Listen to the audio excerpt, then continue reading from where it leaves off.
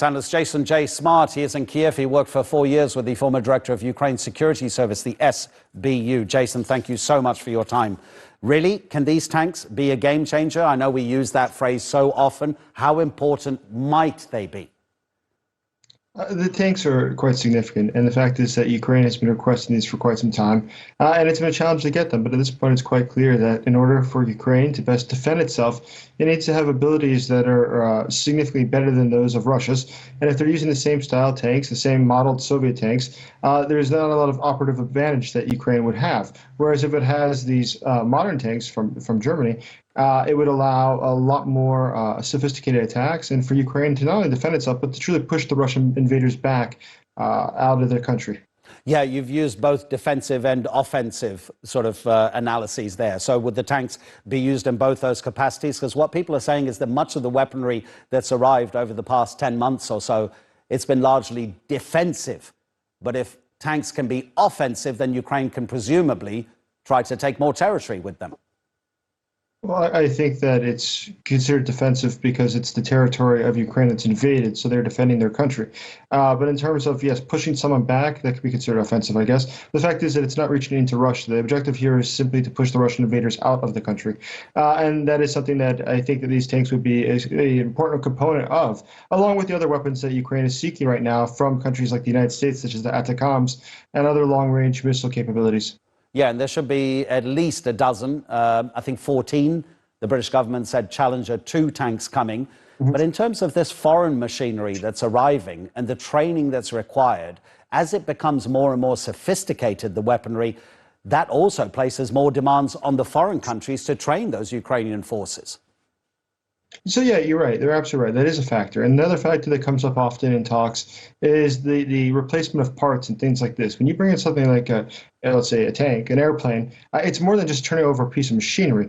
There's hundreds or thousands of parts that will eventually need to be replaced or changed or damaged. And what do you do if they break? I mean, let's imagine you have a tank that's come and it needs to do a significant amount of work. Does that require then for the tank to go back on a train to be shipped back to Germany or back to Poland in order for it to be repaired there? Because the mechanics here in Ukraine are not trained for that, or the technical parts that are necessary for it, and the equipment is not located here. So the instruments are only located back in a country that was the original purchaser, in this case Poland, so that they have to do the maintenance work. And so this does add a complexity to the entire operation, because as you know, the NATO countries have kept their soldiers and even their people doing technical work such as optomechanical work outside of Ukraine. They're not here. So there is a complexity that is added by these logistics. Jason, what do you know about the less obvious support that Ukraine's international allies are providing? I mean, when we see weapons, it's quite clear to us that that's arrived from a foreign country and how it's being used. But in terms of intelligence, in terms of the use of satellites, the use of cybersecurity, how much help do we know that Ukraine is getting from abroad?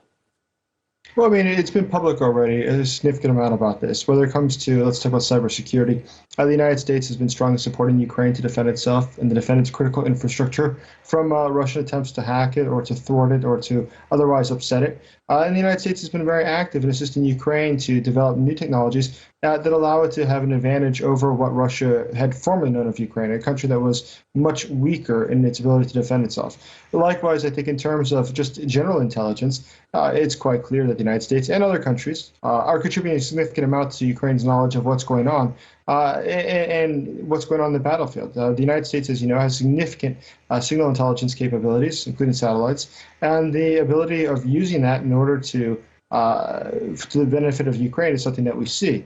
You remember even leading up to the invasion of Ukraine in February 24th of last year, the United States and President Joe Biden was quite open with how much the United States knew of Russia's plans and was quite specific to a degree that I don't remember any president ever being as to what the United States understood Russia was doing, which I think that alone demonstrated quite clearly that America's capabilities to receive in-depth intelligence from within Russia is quite significant.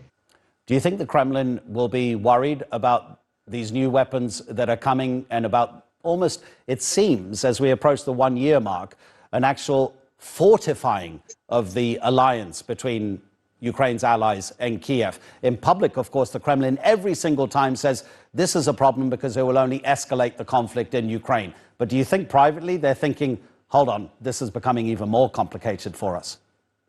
Well, they should think that, because things are only going to get worse for them. I don't think that Putin counted on the fact that the international community so strongly rejects what has happened in Ukraine and the degree of support. I mean, just in the past week, look how many countries, whether it's the Netherlands, Spain, Poland, go through the list of countries, Estonia, Lithuania. There's been a whole list of countries just in the past week that have guaranteed more support for Ukraine. And I think that shows very well. I mean, today, Boris Johnson, the former Prime Minister of Britain, is in Kiev. There's tremendous support. I mean, absolutely tremendous support for Ukraine. And I don't see that subsiding. And so Russia, with its limited capabilities and Soviet technologies, is at a marked disadvantage in the long run. And I think this is just a matter of time till we see Russia's attempted invasion completely collapse. Jayson J. Smart, thank you so much indeed for your time. Really appreciate it.